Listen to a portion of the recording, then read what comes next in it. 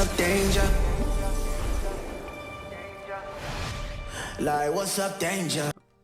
On se souvient tous de Spider-Man Into the Spider-Verse, de tout ce qu'il a accompli, de tout ce qu'il a reçu comme Oscar. Eh bien, aujourd'hui, nous allons parler de Spider-Man Across the Spider-Verse. Hello, c'est Ciné-Show, le cinéma de la situation, et comment allez-vous? Alors oui, comme vous avez entendu en introduction, on va parler du tout nouveau Spider-Man, qui va être donc la suite de Spider-Man Into the Spider-Verse. Et en fait, pourquoi je vous en parle? Parce qu'une bande-annonce a été dévoilée, il me semble qu'elle a été dévoilée dans la nuit de samedi soir à dimanche. Comme vous avez pu voir sur ma chaîne, alors en fait il y a un nouveau trailer qui est sorti. D'ailleurs, si vous êtes intéressé de voir une réaction, il y a la mienne qui s'affiche juste à l'écran, elle est dispo en description. Et après tu reviens regarder cette vidéo pour comprendre. Aujourd'hui, on va analyser le trailer. Enfin, je vais vous montrer une analyse que j'ai faite du trailer et des références aussi. Et aussi, on va donner quelques infos qui sont présentes pour le film. Donc en fait, on va parler au complet du film et ce qui pourrait arriver et des 2-3 petites références que les réalisateurs ont décidé de cacher durant le film. J'espère que la vidéo va te plaire et on commence dès maintenant. Allez hop, c'est parti pour cette nouvelle aventure. Et toi, là juste derrière ton écran, je suis sûr que tu n'es même pas capable en moins de 10 secondes de liker, de t'abonner et de partager. Si tu as réussi, tu l'écris en commentaire. Bonne vidéo.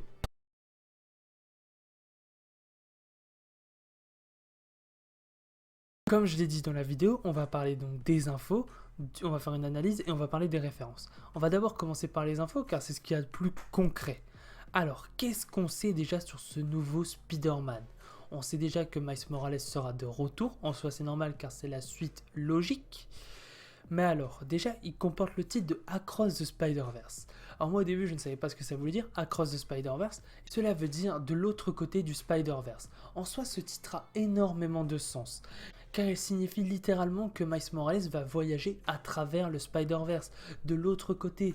Donc il va s'aventurer dans le Spider-Verse, donc dans le multivers. Comme on a pu aussi savoir, quand le trailer est sorti, le film comportera 2 parties, car là, celle qui sort le 5 octobre 2022 au cinéma est la première partie Across the Spider-Verse. La deuxième partie devrait approximativement sortir en 2023. Il n'y a pas encore de date précise, mais c'est ce que ça serait approximativement. De toute façon, si on veut une suite à peu près dans la même veine, car ce sera une suite directe, je pense, c'est souvent 1 an après qu'elle sort. Alors, on sait qu'il y a déjà 2 Spider-Man de confirmés. Ces 2 Spider-Man qu'on a d'ailleurs déjà vu dans le premier opus, Spider-Man Into the Spider-Verse, un très bon film. Et alors, ces 2 Spider-Man, ce serait donc Spider-Gwen, un élément très important de Into the Spider-Verse, et ensuite, ça serait Spider-Man 2099. Alors lui, on l'aperçoit en scène post-générique, et je pense qu'il va être très très important pour les intrigues de Spider-Man Across the Spider-Verse. On voit aussi d'ailleurs vite fait dans la bande-annonce 2 du multivers. On peut les distinguer très facilement car ils ont une patte graphique totalement différente l'une de l'autre. Les réalisateurs du film ont confirmé qu'il y aurait plusieurs univers présents dans la partie 1. Il n'y aurait pas que les 2 univers qu'on a vus dans la bande-annonce. Je pense qu'il y en a bien plus et s'ils n'en mettraient que 2, ça gâcherait le film pour moi. Parce que pour vous dire, en fait, ce que je kiffe dans Spider-Man Into the Spider-Verse aussi, c'est les Spider-Man, car ils ont tous un chara-design totalement différent l'un de l'autre. Entre le Spider-Robot et le Spider-Man détective, c'est pas du tout pareil, et ça fait grave son charme. Et là, en fait, sachant que Miles va voyager, on peut donc faire des pattes artistiques totalement différents, un peu plus cartoonesques avec Spider-Cochon. Enfin, là, les limites sont inimaginables. On passe à l'analyse du trailer et les références qui sont présentes. Let's go!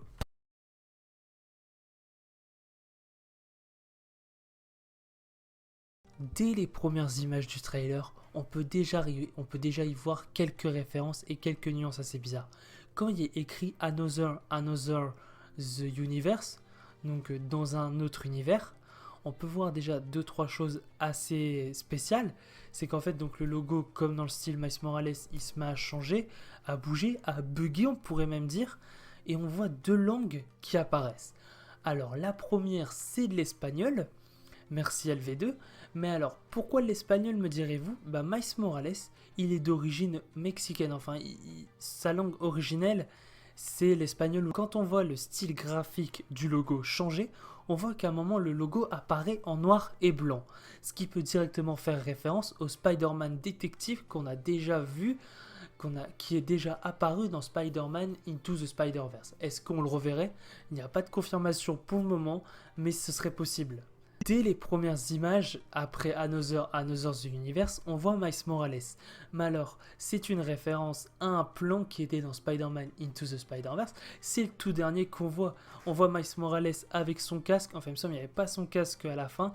Mais on voit que le multivers, on entend Gwen, on entend même la voix de Gwen Stacy. Et en disant Miles Morales, viens, enfin, il y a le multivers qui s'ouvre à toi. Et là, c'est exactement le même plan dès les premières secondes du trailer. D'ailleurs, il y a une autre petite référence, mais elle est beaucoup plus visible. On entend la musique Sunflower de Post Malone. Quand le portail du multivers s'est ouvert, à un moment, on voit passer un comics. Un comics où on peut y voir Miles Morales. Mais il y a aussi des choses qui sont marquées sur ce comics, et elles sont très importantes. Il est marqué donc la vraie vie de Spider-Man. En soi, c'est pas très important, mais ça prouve que c'est Spider-Man. Et en dessous, il est marqué « Sauver le multivers et maintenant », ce qui peut faire référence à l'intrigue du premier Spider-Man Into the Spider-Verse, où le moment où Miles a sauvé le multivers car il allait exploser. On peut aussi y faire écho à Spider-Man No Way Home, car on sait que le multivers sera au centre de l'intrigue dans ce film. Alors, après donc ce comics, on voit apparaître Gwen Stacy pour la première fois dans le trailer. D'ailleurs avec un tout nouveau costume très très stylé. Mais on peut aussi y voir d'autres choses. C'est un moment où on voit une photo de Miles et l'oncle Aaron passer en train de voler entre les deux personnages. Et on peut aussi remarquer quelque chose sur Gwen Stacy, c'est qu'elle porte un étrange bracelet. Ce bracelet, on l'a déjà vu quelque part et on l'a déjà vu dans la scène post-générique. Dans le premier opus de Spider-Man, on voyait Spider-Man 2099 en train de construire un bracelet identique à celui de Gwen. Donc est-ce que ça serait pas ce bracelet qui permettrait de voyager dans le multivers? C'est là toute la question. On peut aussi remarquer que ce bracelet peut ressembler à quelque chose qu'on a déjà vu, car dans Endgame, pour voyager dans le temps, les Avengers utilisaient un bracelet. Et dans la série Loki, Kang portait un bracelet. Alors je ne sais plus exactement ce qu'il faisait, mais il me semble que c'est ce qui a permis de construire une technologie qui permettait de garder les univers solo. Et qu'il n'y ait pas une liaison entre univers. Mais alors, ce qu'on peut remarquer, c'est que ces bracelets se ressemblent étrangement. Et à chaque fois qu'on entend parler des multivers, c'est toujours un délire de bracelet. Est-ce que ce serait pas à chaque fois le même bracelet? Car en plus, les 3 séries et films que j'ai cités parlent un peu de multivers et de voyage dans le temps. Alors déjà, Loki et Spider-Man Across the Spider-Verse, leur intrigue principale est centrée sur le multivers. Et dans Endgame, le grand maître fait référence au multivers. Donc bizarrement, ces 3 films et séries parlent de multivers et il y a toujours un délire de bracelet. On pourrait pas croire que c'est le même. Après, ce n'est qu'une simple théorie que j'ai pensée moi-même. Juste après, on voit le carnet de dessin de Miles. Et dans ce carnet, il y a des choses très importantes car à un moment, on voit un ticket de bus. Et ce ticket de bus, on l'a déjà vu quelque part. Ce ticket de bus, c'est le ticket que Miles a utilisé avec Peter Parker pour aller visiter le laboratoire de H chez Max. Vous savez, dans Into the Spider-Verse, à un moment, il y a une scène dans le bus, et bien c'est ce ticket-là. On voit aussi un dessin de Gwen Stacy à un moment, et ce dessin, en fait, il fait référence donc à Spider-Man Into the Spider-Verse, car la première fois qu'on voit Gwen Stacy dans cet opus, eh bien, elle a la même posture que sur le dessin.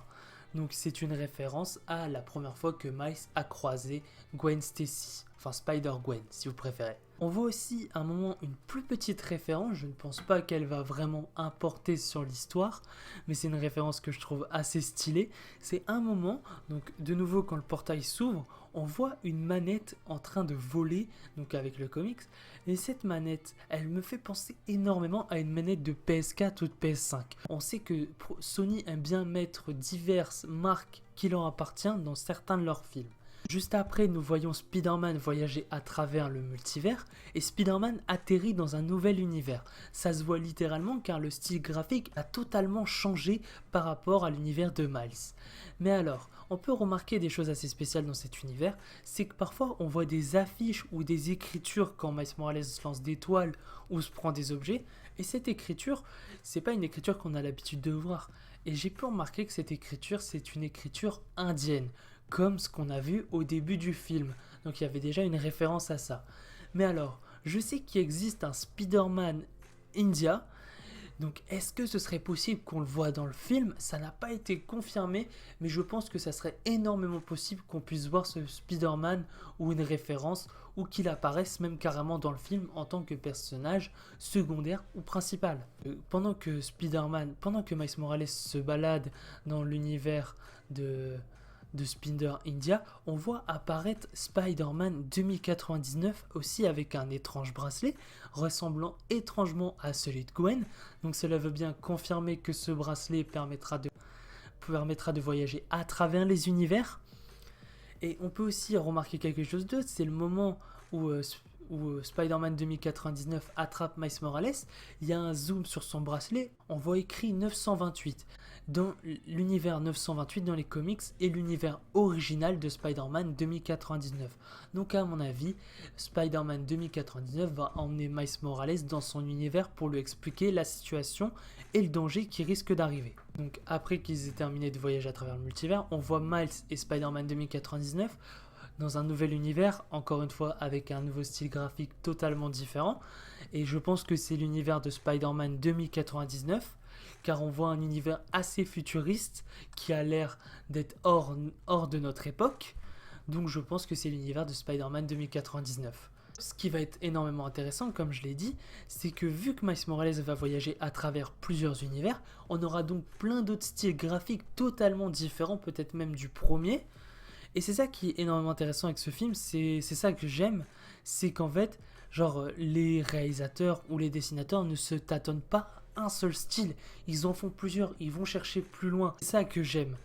Donc j'ai hâte d'en savoir plus sur ce film. Pour le moment c'est tout ce qu'on sait, et oui, nous n'avons aucun indice ou aucune référence aux méchants possibles dans Spider-Man Across the Spider-Verse. Après, je pense qu'on en sera plus dans les mois ou les semaines à venir sur ce film. D'ailleurs, il y a Spider-Man No Way Home, peut-être qu'on aura des références à ça, ou peut-être qu'on verra Miles Morales carrément en scène post-crédit.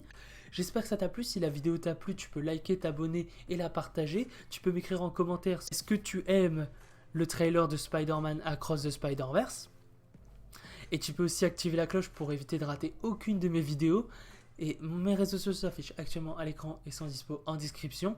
C'était Ciné Show, le cinéman de la situation. Ciao!